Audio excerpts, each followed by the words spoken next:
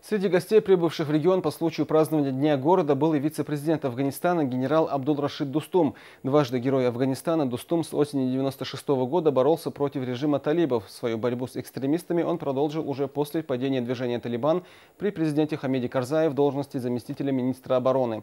Накануне он побывал на международном турнире «Грозная битва-9». В интервью журналистам он отметил, что хочет перенять российский, в частности чеченский опыт борьбы с терроризмом, добавив, что в этом есть у нас чему поучиться. Вице-президент также высказался по поводу начала операции российских военно-космических сил в Сирии. По его мнению, мировые державы должны найти общий язык и договориться о решении проблемы с распространением ИГИЛ, поскольку этот вопрос невозможно решить только военной силой. Также Абдул-Рашид Дустум отметил, что был лично знаком с первым президентом Чечни, героем России Ахматом Хаджи Кадыровым, всегда наблюдал и гордился его решительными действиями против любых проявлений зла. Он также подчеркнул, что очень рад побывать в Грозном, где сегодня царит мирная и стабильная жизнь. Я хотел бы от имени нашего государства, от имени нашего президента, от имени правительства национального Афганистана поблагодарить за приглашение, за официальное приглашение господину Кадыровым. Хотел бы поблагодарить за это.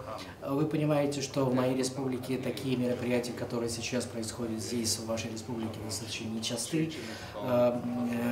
В моей стране, к сожалению, больше, чем ваш возраст, уже, к сожалению, идет война, но, тем не менее, мы надеемся на лучшие времена. С развитием наших взаимоотношений будут развиваться и сотрудничество в разных областях.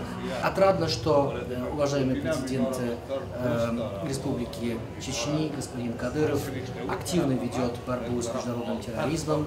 Я хотел бы также выразить со своей стороны, и, наверное, вы в курсе, что я лично веду эту борьбу в Афганистане и достаточно успешно ее веду. И я думаю, что и в этой области тоже возможна широкая коалиция, предметная коалиция.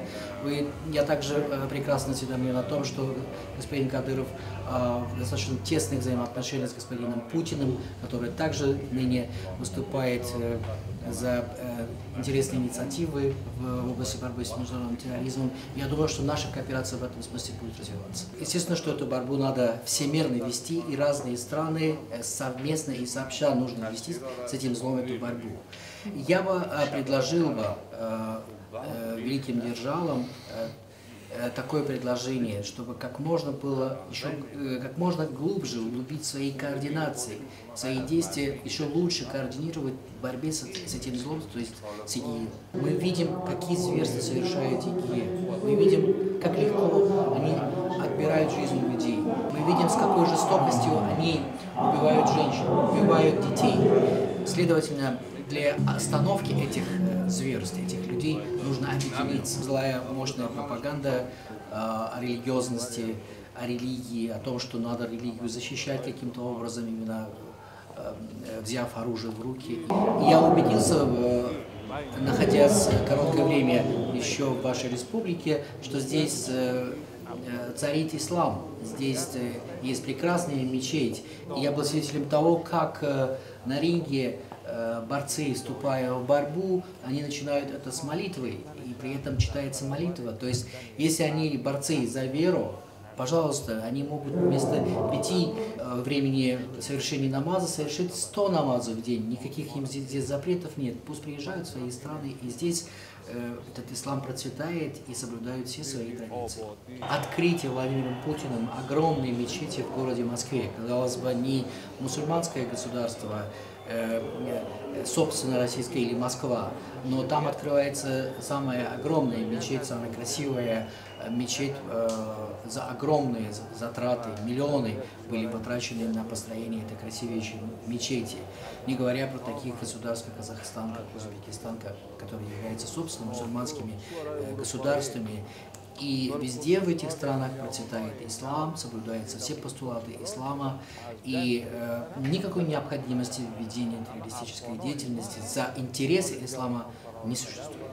У меня будет такое послание главам государств, дружественных независимых государств, и не только этих стран, но и других государств, с тем, чтобы они обратили внимание на центры подготовки международного терроризма и оказали бы давление на те государства, которые у себя обучают, содержат и оттуда направляют другие государства, террористы и террористические группы.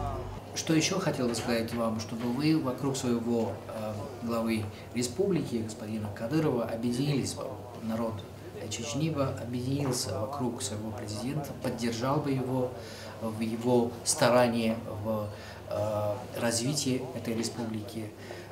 Я видел картины, в которых находился Грозный и Республика Чечня 20-25 лет тому назад. Это были неприятные картины. И сейчас я вижу вашу республику, ваш город процветающим, развитым, современным. И естественно, что это благодаря вашему руководству, его старанию и так далее. И я вижу, насколько он близок к народу, он среди народа, он среди своих борцов, среди своих спортсменов, то есть среди своего общества.